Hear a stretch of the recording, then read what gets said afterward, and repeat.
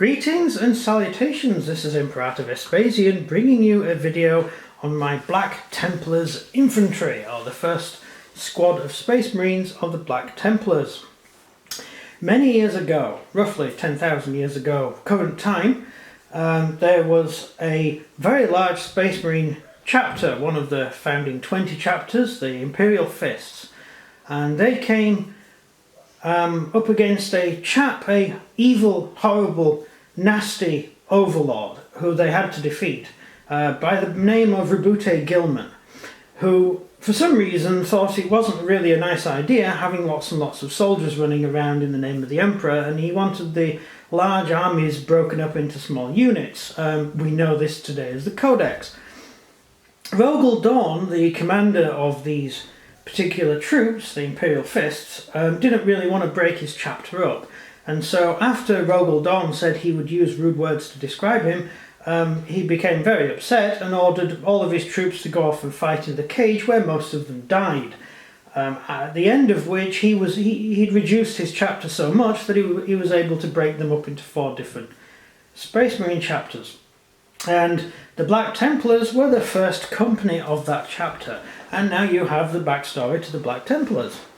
The Black Templars do not have a home world, although every world they conquer, or they help to conquer, they build a fortress monastery, on which they position a standard squad of 5 to 10 men, and sometimes up to 100 men, depending on how much the world needs defending.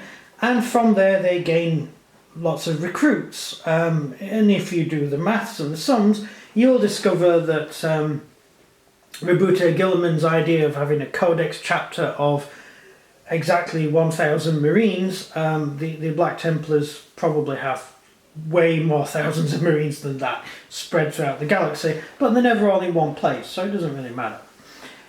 So this particular unit is made from a standard Space Marine box with the upgrade pack from the Black Templars. So I mentioned this lots of times during these videos. If you go along to Gamesy Workshop and you get yourself the Templar upgrade pack, then in it you get lots of these. This is the... oh, that's terribly not in focus. No, still not in focus. Still not in focus. Still not in focus. In focus! Right. Oh, forget it. You get the idea. You see that? Right, just pause the video there and look at it for a few seconds, then we'll carry on. Right, that... I'm staying in focus now. That is a sort of breastplate that you stick on a normal Marine. This is just a normal Marine body, and you stick this tabard on the front. And I think there are 4 different, or 3 different types of tabard, or 4 different types.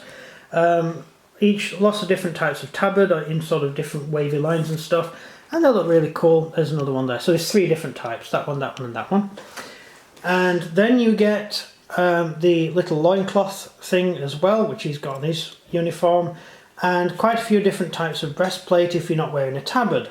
So you're able from one box to put together I think 2 squads. I think you've got enough bits to put together 2 full squads. Of course I did my command squad and this squad as well, so I've got two full squads of Space Marines out of the one box. Plus I had enough doors and things to put on 2 rhinos and a big tank thing, whatever the big Space Marine tank thing's called.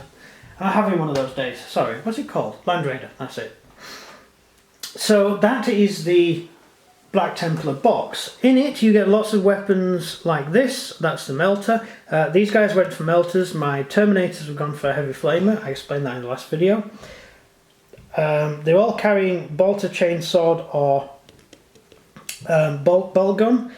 Each weapon has chains on it. You can see the chains around their hands.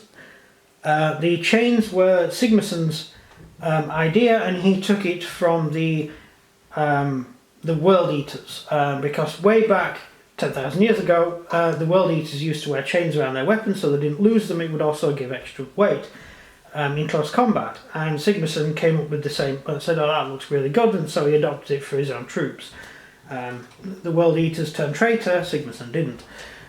So then you get all of these weapons with chains all around them that you can swap out for the weapons you've already got, and they look really good, and they've got little things on them. Also you get individualized backpacks with Templar stuff on them, and all the side pauldrons and the different heads. You've got some Templar heads. That's one of the old helmets that you got at the time of the heresy. You see you've got a few of the old style helmets, because these are a really old chapter and they're still sporting some of the original equipment. Also some of the Space Marine heads have the tiny Templar cross on them, and you've got quite a few different ways you can mix and match. Now you may notice I've got two officers in this, and one's got a reliquary. So it's a reliquary, which you can see just there, and it has on it a skull. It's a skull of a long dead sergeant, a Space Marine who was heroic at some point, and instead of just dumping the body out of an airlock, they took the skull and put it in a shrine, which a sergeant will carry on his back, as part of his backpack, to I don't know, I don't live in the 40k universe, but it makes sense to them. So I do have two sergeants. The reason I have two sergeants is you can just ignore the fact that he's a sergeant. All he's got is a reliquary, and you can just say he's just a regular trooper, so you can have it as a 10-man squad and the guy with the banner is the sergeant, or you can have two 5-man squads and he becomes the sergeant in that case. So it enables us to play around with our games, and I've done that with all of my own units, so you can split them up into 5-man squads. So let's get into the actual overall rules, shall we? So we have Space Marine and Sergeant. They're exactly the same Space Marines and Sergeants as you get all the time. They do get a +1 to their attack ability, and they do get the +1 strength, because they're Templars. So the extra attack is very useful. Then we get on to standard weapons. We have bolt pistol and bolt gun. I'm not going to bother going into them. Melter gun, you know about that. Chain sword, you know about that. Frag and crack grenades and melter bomb. I'm not going to bother telling you what they all do, because they're all so standard you should know them off by heart and not need a rule book to reference them. So a standard squad would be one sergeant with a guy carrying a heavy weapon, which in this case is a melter gun, and the sergeant would carry melter bombs. Or you can have it as a 10-man squad with two heavy weapons. It's your call. They have uphold the honour of the Emperor, which is you can't be pinned and cannot use cover. No pity, no remorse, no fear, which means you're fearless in close combat.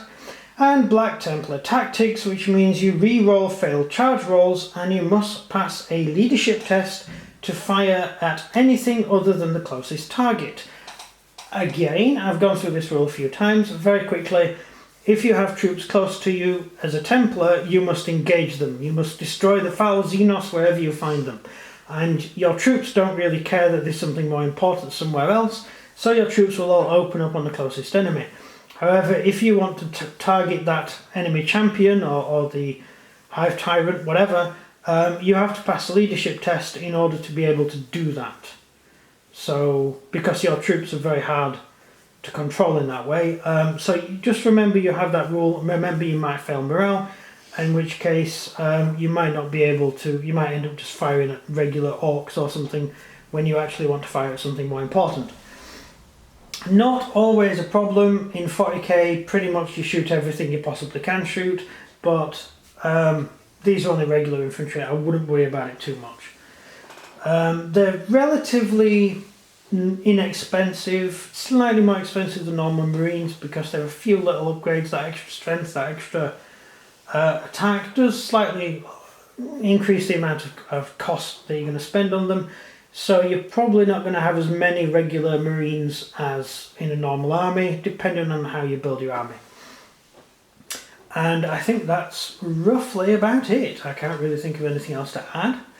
So please leave a comment in the comment section, click like if you like the video, and subscribe if you're not already subscribed, and share the video if you feel like it. So thank you very much for watching. This has been Imperator Vespasian. Goodbye.